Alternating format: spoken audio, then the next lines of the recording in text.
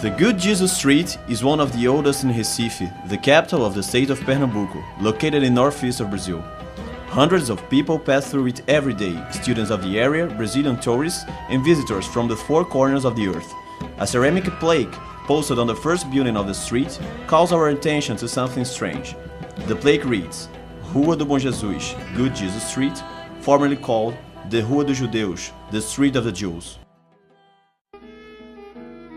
After 350 years of silence, here finally is the first recognition that on this spot there flourished a sizable Jewish community, whose history is an important chapter in the story of the Jewish migrations, in the struggle of the Jews to preserve their identity, their culture and their faith. A few steps down the street is the Kahal Zur Israel, the first synagogue in the Americas.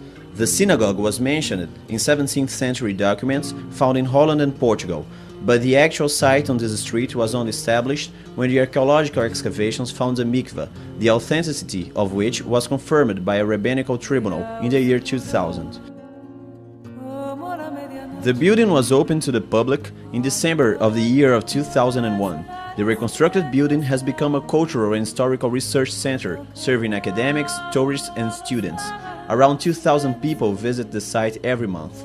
Here, they can see the remains of the first synagogue in the Americas, evidence of a Jewish community, and two moments of their history.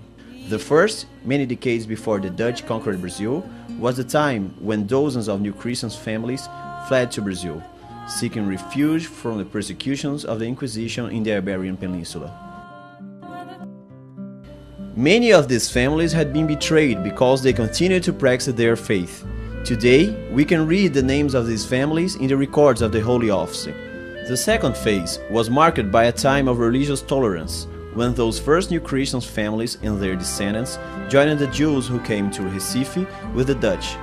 And in this new atmosphere, they were able to create a Jewish community, the first in the Americas. They were about 1,500 people, or around 50% of the white population of Recife. They were active in every part of the society and an important force in the region. But after the end of the Dutch occupation in 1654, the Jewish community scattered, and their memory was practically wiped out of the history of Brazil, until the restoration of the Kahal Zur Israel synagogue, when their memory was recovered. Using the information that has come to light through the excavations, the Jewish Historical Archive of Pernambuco has put together a picture of those times, shaping the history into a tour of Jewish history and culture, which invites tourists from around the world to experience surprising scenes and tales from those times. A few steps from the first synagogue is the house of Duarte Saraiva, a new Christian returning to Judaism, who opened his house to the first religious meetings, bringing together both new Christians and the Jewish people who had come with the Dutch. This Duarte Saraiva was a very successful merchant who owned various sugarcane mills and who purchased the spot where the Kahal Zur Israel was built. Olinda, recognized today as a World Heritage Site, is the source of much of the history of the new Christians from the earliest times of colonization in Pernambuco. Its ancient streets and hills suggest intrigue, love and betrayal. Victims of the denunciations were people like Bento Teixeira, author of the Prosopopeia, the first literary work produced in Brazil, like Rui Gomes, goldsmith, and his son, the first apothecary, as well as four other families who lived where today is a convent school. The family of Branca Dias and Diogo Fernandes was denounced for preparing their house and food for the Shabbat and for having meetings with the Sefer Torah. Diogo was owner of the Camaragibe sugar mill, considered the center of new Christian spiritual activity in the Portuguese colonial era.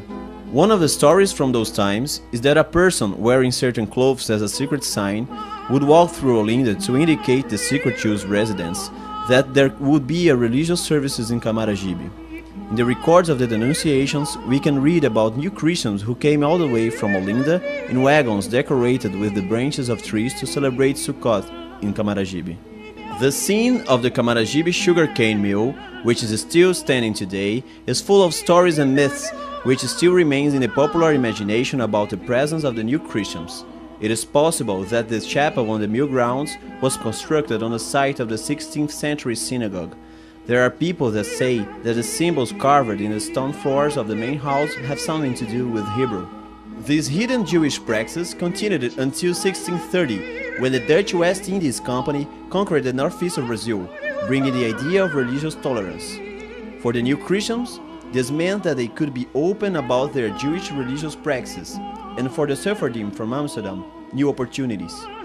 With the Dutch occupation forces, many Jewish soldiers also came. Later, they would form a Jewish troop based at the Jewish guardhouse, probably on the site in Olinda where the Milagres Church is located today.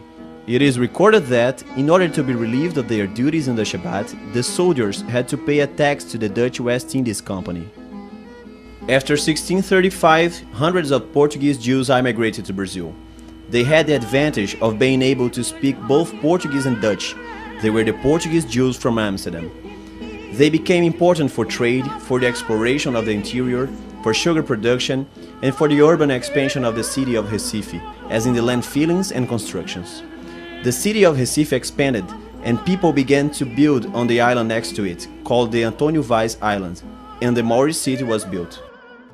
To connect these two places, a tall bridge had to be built. For reasons we don't know yet, the Jewish engineer Baltazar da Fonseca, who was responsible for building the bridge, only finished half of it. To avoid public criticism, the Dutch governor Johan Maurits van Nassau paid for the construction of the other half out of his own pockets. Defied, he simulated the flight of a bull over the bridge on the day it was inaugurated, creating a fact still alive in the local folklore. So many people came to the ceremony that the bridge earned 1,800 florins in tolls that day.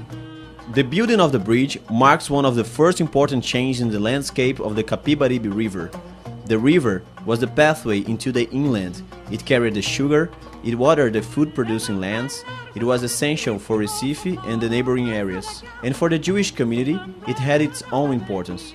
It was the only access to the Jewish cemetery, the same way it was in Amsterdam.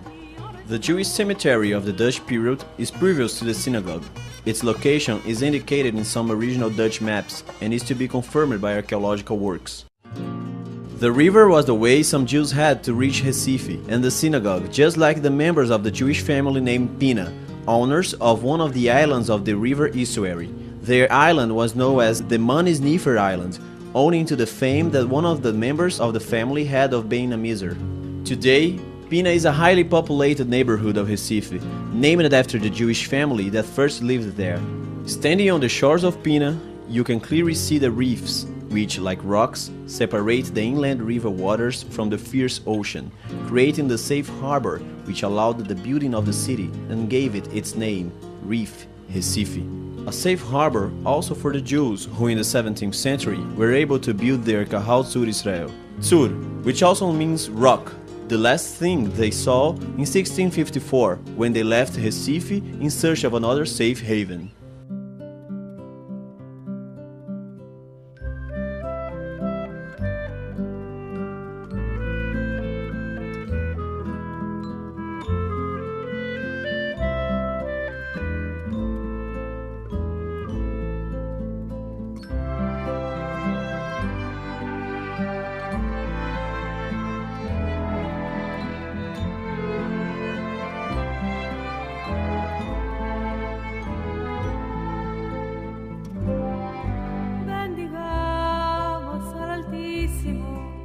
Al Señor que nos crió, démosle agradecimientos por los bienes que nos dio. Alabado sea su santo nombre, el que siempre nos apiadó. Loaba al Señor que es bueno, que para siempre es su merced. Bendigamos al Altísimo por su ley primeramente, que liga a nuestra casa con el cielo continuamente. Alabado sea su santo